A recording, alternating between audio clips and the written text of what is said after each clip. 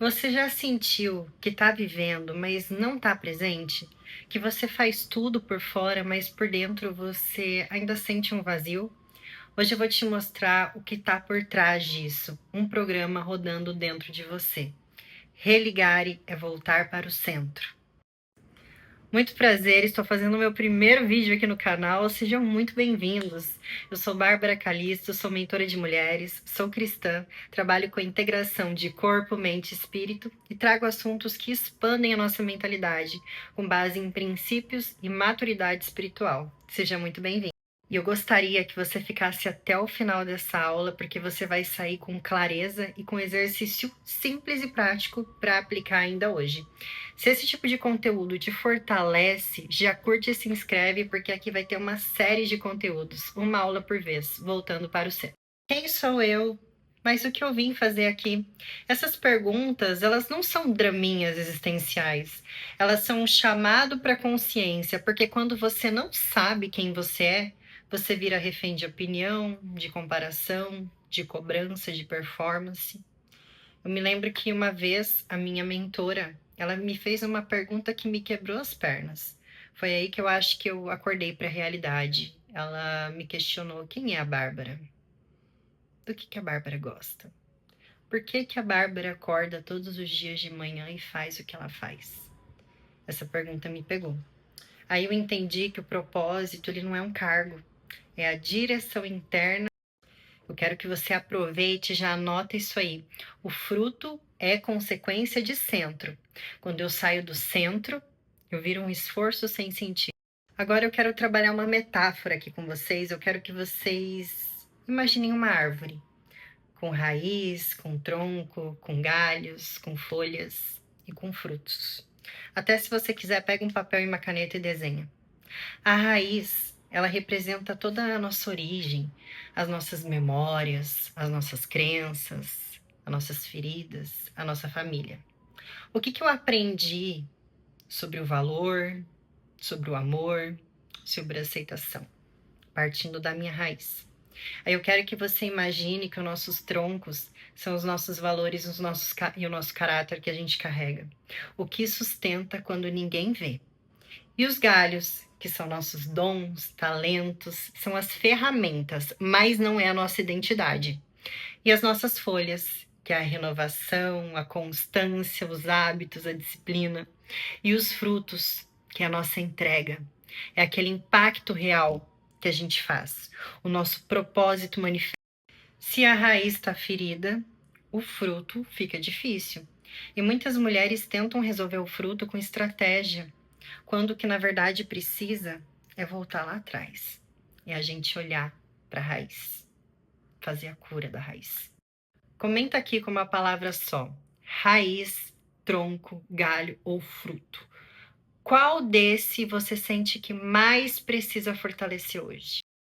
Então, nós temos como base as influências externas, que geralmente são programas formados por sociedade, por família, por crenças.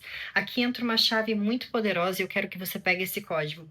Existe um propósito interno, mas também existe um programa externo que vai se instalando, que é onde vem as nossas expectativas, os nossos padrões, as nossas regras invisíveis, a necessidade de agradar, o medo da rejeição, o medo da crítica. E eu quero trazer exemplos que nós mulheres vivemos diariamente.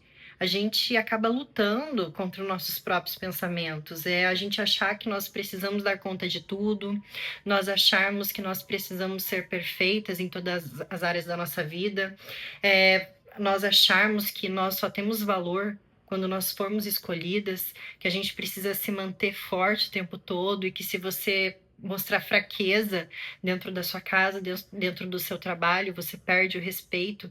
Isso não é verdade. É uma mentira que contaram para você. Se você conhece uma mulher que vive no modo de dar conta, que é naquele modo de sobrevivência, modo piloto automático, já compartilha esse vídeo com ela. Isso pode economizar anos dela. Vou trazer aqui para você o veneno número 1, que é a repressão.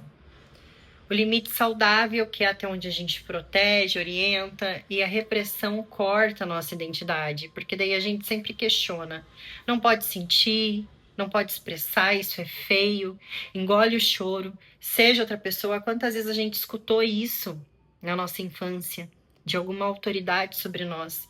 Isso gera crenças, sinapses neurais, que é o que acaba hoje influenciando nas nossas atitudes na vida adulta. Então, a espontaneidade nesse momento, ela é bloqueada e ela é contaminada com o medo de não receber amor, o medo da crítica.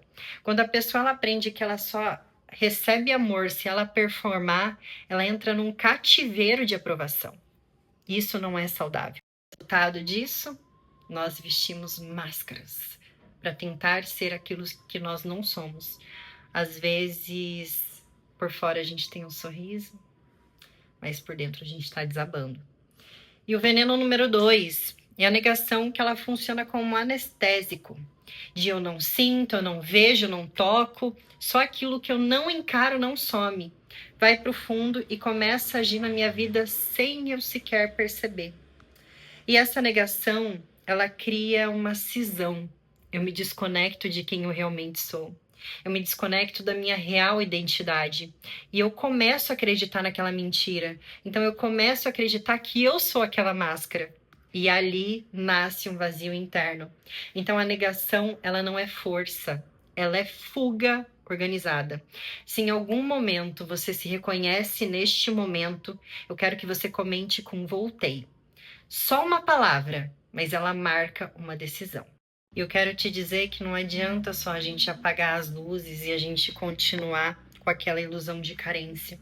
Quando eu apago a luz, eu fecho meu coração e eu começo a viver como se estivesse separado da fonte, e na linguagem cristã, que é no que eu acredito, é como se eu saísse do meu lugar de filha e começasse a viver uma identidade de órfão.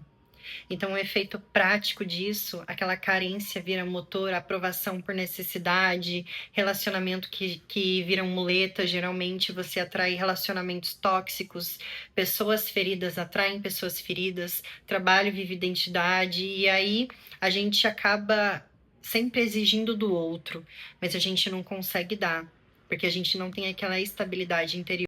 Com vocês, que eu geralmente faço com as minhas mentoradas, eu quero que você pegue um papel e uma caneta.